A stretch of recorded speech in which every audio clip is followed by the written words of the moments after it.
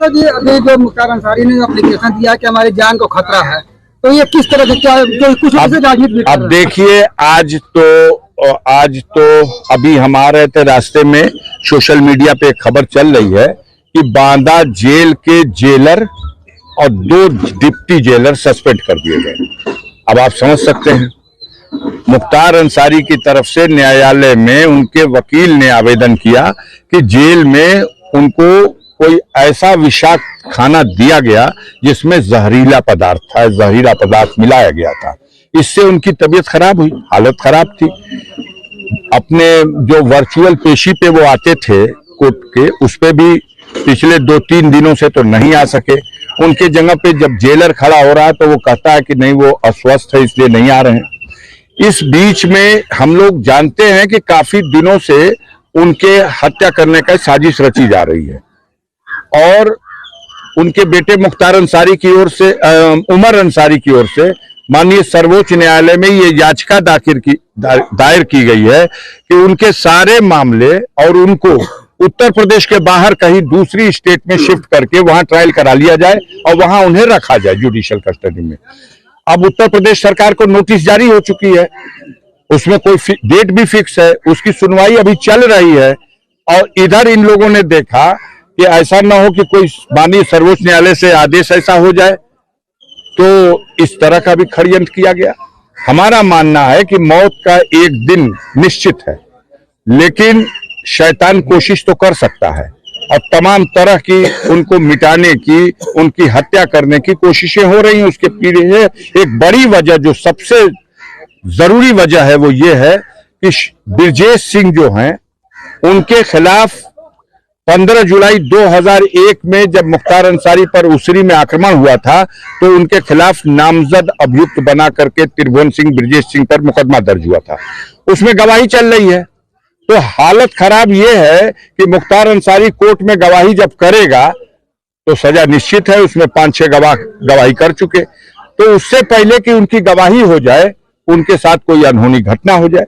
ये प्रयास, ये षड्यंत्र, ये साजिश सरकार और अपराधियों की मिली जुली हिकमत के साथ उनके अधिकारियों के संरक्षण में ये सब अंजाम देने का प्रयास चल रहा है।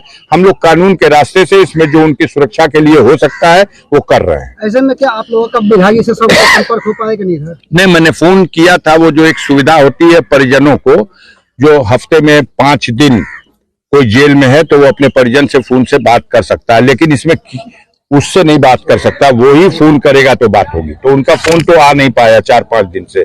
हमने जेलर को फोन किया, हमने सुपरिटेंडेंट को फोन किया, हमने बांदा के डीएम को फोन किया, अपनी तरफ से हमने फोन किया जी।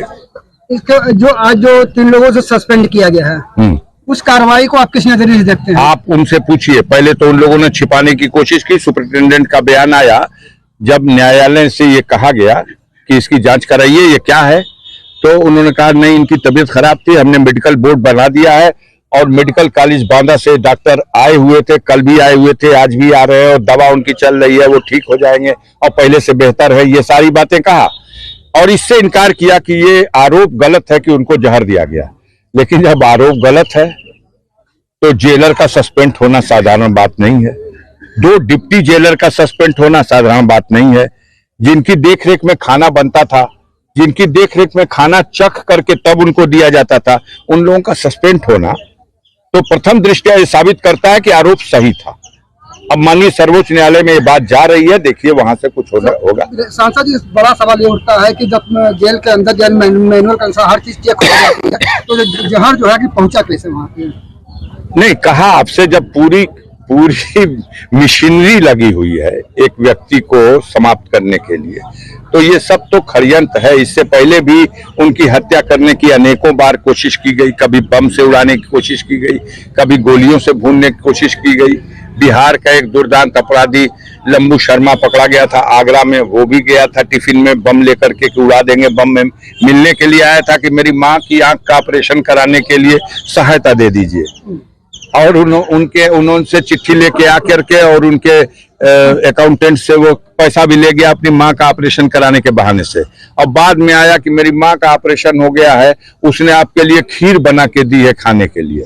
और जब मिलने के लिए जाना था तो टिफिन के एक डिब्बे में खीर थी और दूसरे डिब्बे में बंद था, लेकिन मारने वाले से होता है बढ़कर है बचाने वाला।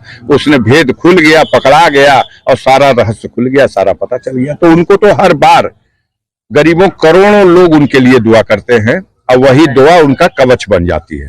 तो वो जैसे हर बार बचे, इस बार भी बचे हुए हैं। धन्यवाद।